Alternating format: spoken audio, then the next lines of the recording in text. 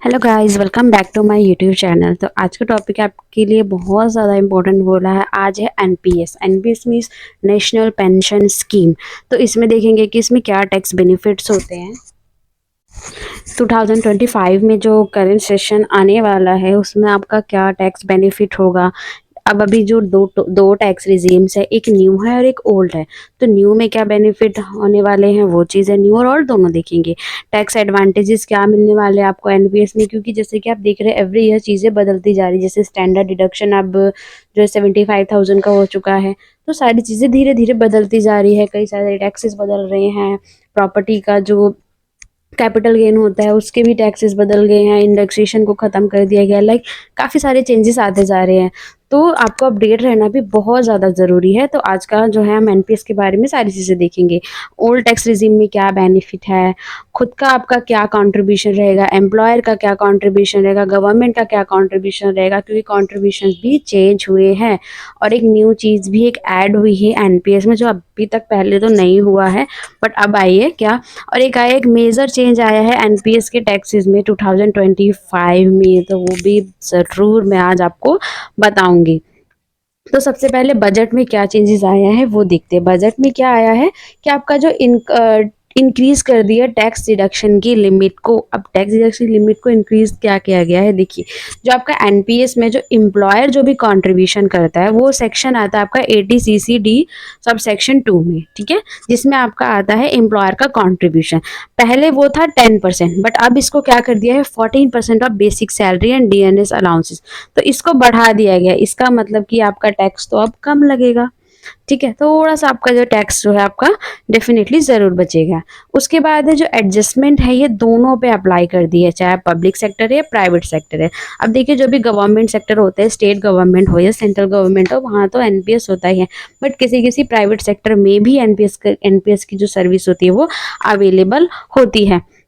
तो ये सब के लिए ताकि टैक्स बेनिफिट्स को और ज़्यादा अच्छा बनाया जाए और भी जो है एनपीएस में कंट्रीब्यूशन आए। नेक्स्ट आप देखिए जो मैं इंपॉर्टेंट चीज बताई थी, एक एनपीएस वात्सल्य करके एक न्यू स्कीम लाई गई है, ठीक है। क्या किया गया है इसमें, एक न्यू स्कीम है, एक बच्चों के लिए लाई गई है। अभी तक एनपीएस क्या था, सिर्फ बड़ों के लिए था, बट अब बच्चे भी अपना एनपीएस का अकाउंट ओपन कर सकते हैं जो उनके जो लीगल गार्डियंस के अंडर में। इसके बारे में भी हम किसी नेक्स्ट वीडियो में ज़रूर डिस्कस करेंगे कि क्या स्कीम है, क्या प्रॉपर है। बट हाँ, अब जो है बच्चों के लिए भी एनपीएस स्कीम आ चुकी है। इन लोग बच्चे भी अपना जो है अकाउंट ओपन कर सकते हैं। ओके, सो नेक्स्ट है एनपीएस के। अब टैक्स बेनिफिट देख लेते हैं, वापस हम बड़ों पे आ जाते हैं। तो इसको 3 सेक्शंस में डिवाइड किया गया है। सबसे पहली बात तो ये है आपका 80CC-D subsection 1, 80CC-D subsection 1B, 80CC-D subsection 2।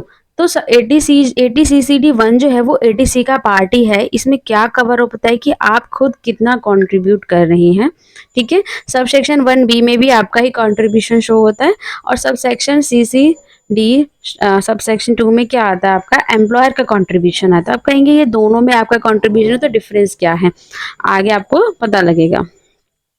अब 80CC-D सबसेक्शन 1 में अगर नाम देखिए, सबसे पहली बात तो ये है कि ये सिर्फ ओल्ड रिजीम के लिए ही अप्लाई है। इस चीज़ को आपको ज़रूर ध्यान रखना है। 1 क्या है, सिर्फ ओल्ड रिजीम के लिए अप्लाई है। इसमें क्या है, डिडक्शन 10% ऑफ सैलरी होगा।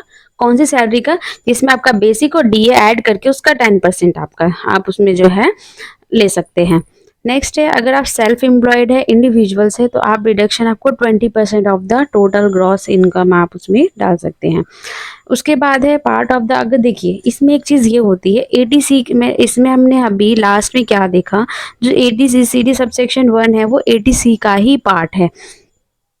तो इसमें एक ये चीज़ है, 80C की जो लिमिट है अभी ओल्ड रिजीम है वो 1.5 लाख है।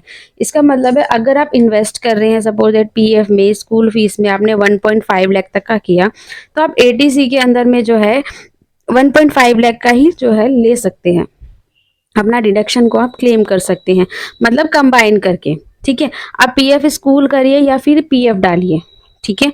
तो एक एनपीएस में इन्वेस्ट करिए तो ये आपका 1.5 लाख तक का ही आएगा। तो एक तो ये ओल्ड रिजीम हो गई। नेक्स्ट अगर हम 80CC-D1B है तो अगेन ये सिर्फ ओल्ड रिजीम के लिए है।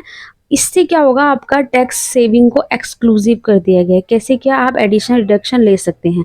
आप 1.5 लाख का तो वहाँ पे ले रहे हैं, प्लस यहाँ पे भी आप 50,000 तक का ले सकते हैं, ठीक है। बट ये एप्लीकेबल किसने, टायर 1 एनपीएस अकाउंट के लिए ही है। प्रोवाइड एडिशनल डिडक्शन देता है आपको 50,000 का। ये क्या है, 1.5 लाख का आपने एसी सीसीडी 1 में लिया, जो कि आपका एटीसी का एक पार्ट होता है, तो वहां पे आपने 1.5 लाख का दिया। उसके फर्दर आप सपोज आपने स्कूल फीस हो गया, आपका पीएफ हो गया, वहां मिला के आपने एटी सीसीडी 1 में, ध्यान से देखिए, ये 1 है और ये 1 बी है। तो एटी सीसीडी 1 में सपोज आपने पीएफ वगैरह, पीएफ स्कूल फीस करके आपने 1.5 ले लिया, ठीक है। उस प्लस आप क्या कीजिए, आप एनपीएस में अगर आप 50,000 डाल देते हैं तो आपका एक्स्ट्रा, आपको, आप इसमें ज़्यादा भी डाल सकते हैं, बट आपको एक्स्ट्रा जो है 50,000 का, मीन्स आप कहेंगे 2 लाख तक का आपको डिडक्शन अलाउ हो गया है। ओल्ड रिजीम वालों के लिए है ये, जो ओल्ड रिजीम सेलेक्ट करते हैं। नेक्स्ट अगर हम 80 CCD 2 की बात करें तो ये आपके एम्प्लॉयर के लिए होता है, ठीक है। अब इसमें रिजीम की बात करें तो देखिए ये दोनों रिजीम में है, ठीक है। इसका जो है टैक्स, इसका जो है already dues while deduct tax issue, जो आपका फॉर्म 16 होता है उसमें आपका शो होता है कि एम्प्लॉयर का कितना कंट्रीब्यूशन है, कितना आपको अलाउ हुआ है। और ये सिर्फ किसके लिए है, ये सिर्फ सैलरीड के लिए ही है, सेल्फ इंडिविजुअल के लिए नहीं होता।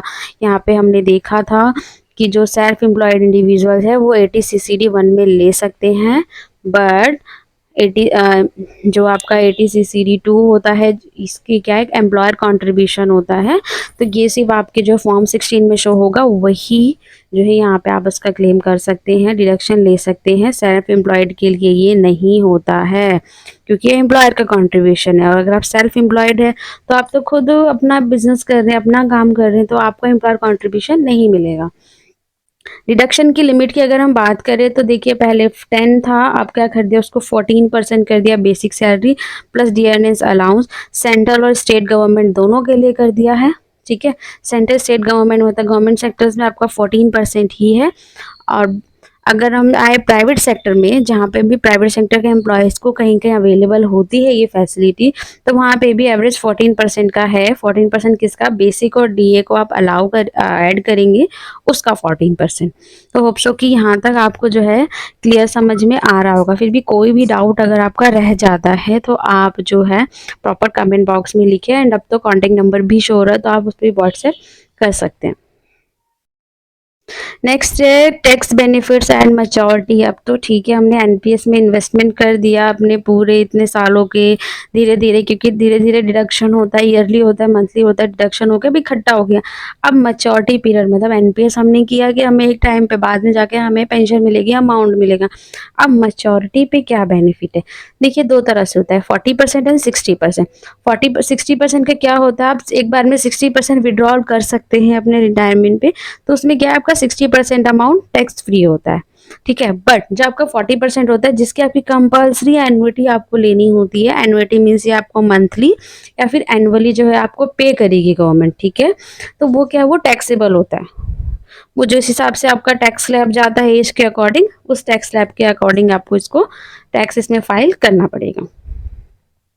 पार्शियल विड्रॉ, डेफिनेटली आप पार्शियल विड्रॉ कर सकते हैं, 25% तक आपका पार्शियल विड्रॉ टैक्स फ्री होता है, तो इस चीज़ का भी आपको ध्यान रखना है।